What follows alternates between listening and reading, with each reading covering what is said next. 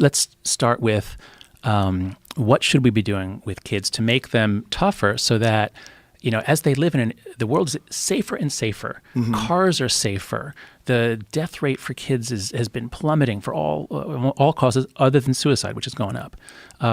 So as kids live in a safer and safer world, they also have the internet, which is going to expose them to virtual insults forever and ever.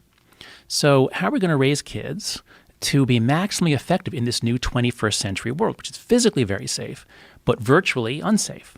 Okay? How are we going to do that? And I think the key idea that we need to put on the table here, and that I think everybody who works with kids needs to keep in mind every day, is anti-fragility. I know you've talked about that on the show before. But I can just give a very brief explanation of it because it's such an important concept.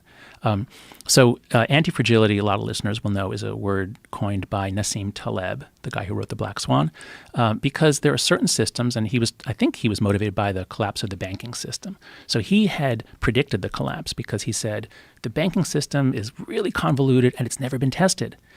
A system needs to be tested, challenged, shocked in order to then develop defenses against it. And our system has not been tested, so if anything goes wrong, it's all going down. All right. Yeah, you reference him quite a few times. Yes, that's right. He's really the concept of anti-fragile. That's right. It's a key idea in our book. And I find, as I talk about this around the country, once you explain this to people who work with kids, like everybody gets it right away. All right. So Taleb says there's no word for this property. He says we know that some things are fragile, and so if you have a glass, if you have a wine glass on the table and you knock it over, it breaks. Okay, it doesn't get better in any way. And so, you don't give kids a wine glass, you give them a plastic sippy cup because plastic is resilient. But if a kid knocks over a sippy cup, it doesn't get better in any way. And Taleb wanted to know, what's the word for things that do get better when you knock them over? And the classic example is the immune system. So the immune system is an incomplete system. It's a miracle of evolution that we have this system for making, antibodies. But it doesn't know exactly what to be reactive to. That has to be set by childhood experience. And so if you keep your kids in a bubble and you use bacterial wipes and you don't let them be exposed to bacteria, you're crippling the system. The system has to get knocked over. It has to get challenged, threatened. It has to learn how to expand its abilities. And so this is why peanut allergies are going up. Yeah, that was a really shocking part of your book. That's right. It's stunning how fast this happened. Please explain that to people, the Sure. whole peanut allergy thing. Yeah, so peanut allergies used to be really rare, and most of us, older folk, we brought peanut butter sandwiches to school. And when my son Max started preschool in 2008, they went on and on about no nuts, nothing that touched a nut, nothing that looks like a nut, nothing that has the word nut. I mean, it was crazy how defensive they were about nuts.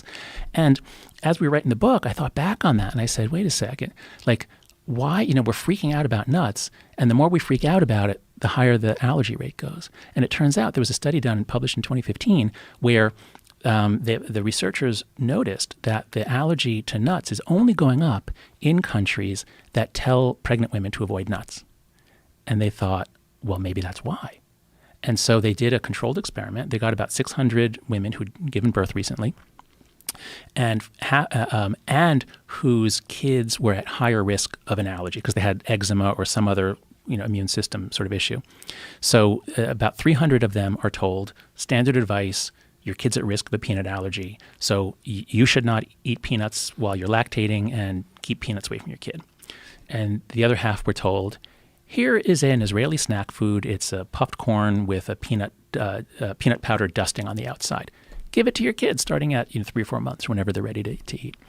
And they monitored them. They made sure that they weren't fatal reactions or strong reactions. And then at the age of 5, they gave them all a very thorough immunological test. And of the ones who followed the standard advice, 17% had a peanut allergy. They would have to watch out for peanuts for the rest of their lives. That's such a high number. Because these were kids who were already predisposed. Yeah. But the half that were predisposed but given peanut powder, 3%. Just 3% had a peanut allergy at age 5. In other words, we could almost wipe out peanut allergies by giving peanut powder to kids. And just a few months ago in Science, the front page article was on doing that. And so, again, good intentions and bad ideas. We're trying to protect our kids, so keep them away from peanuts. But that's exactly the wrong advice because kids are anti-fragile.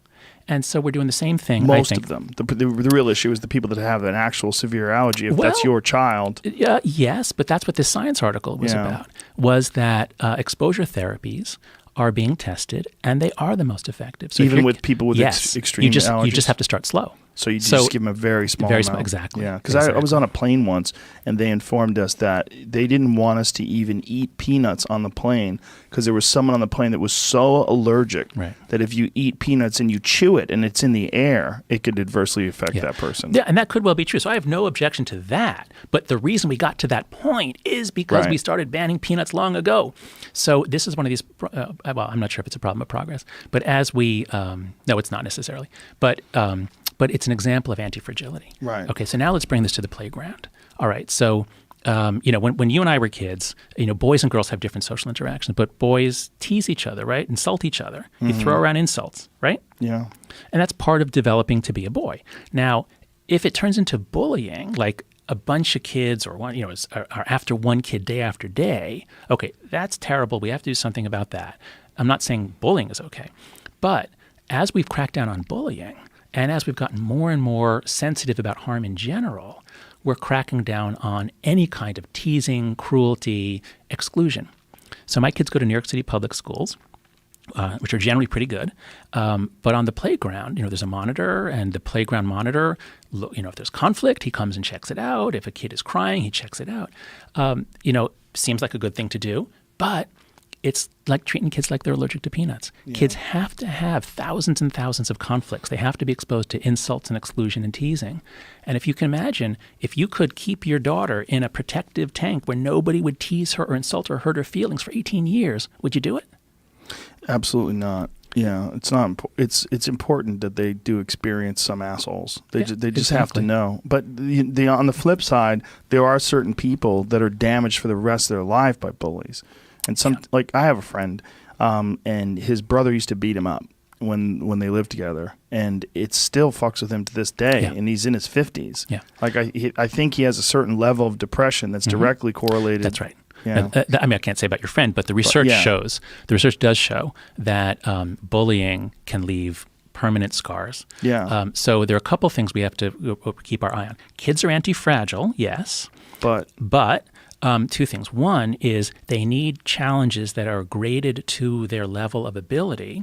So if they're overwhelmed, and if the suffering goes on day after day, so if kids are if their brain is bathed in cortisol. So cortisol is a normal stress hormone. You have to experience stress. You have to have cortisol, and then it drops, goes up and down, up and down.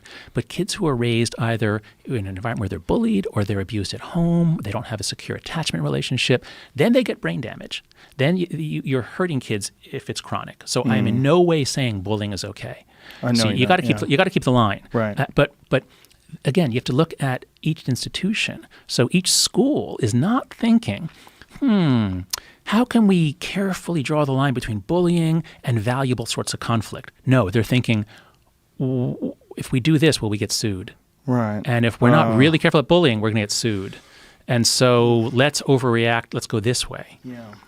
Yeah, that's unfortunate, really. But how do you decide how much bullying is acceptable? Like it's almost like snake venom, like giving them a little bit so they develop a tolerance. Yeah. Well, so there's we did some research on bullying. We didn't put it in the book because while we suspect that anti-bullying policies that go too far and that ban conflict, while we suspect that those are harmful, we couldn't prove that. So we didn't put this in the book. But the traditional definitions of bullying are actually pretty reasonable. I hope I can remember it exactly. It's like there's a power differential, and it's chronic. It goes on for multiple days. And originally there was actually a threat of violence. There had to be at least a threat of violence. I think that was the original definition. And then that was expanded gradually. So that doesn't have to be necessarily a threat of violence. But it has expanded so far that, like, my kids use the term, if one kid is mean to another, they'll call that bullying. And that's too far. So I think you have to keep your eye on the key feature. It's too far if a kid is mean? Yeah. Like you can't call it. So like on the playground for my daughter, the girls would form these clubs. And so my daughter was in the kitty cat club. Like that's what 3 girls called themselves. And they'd be in a corner and they'd say, "Oh, you can't join us. You're not in the kitty cat club." That's mean. That's exclusion.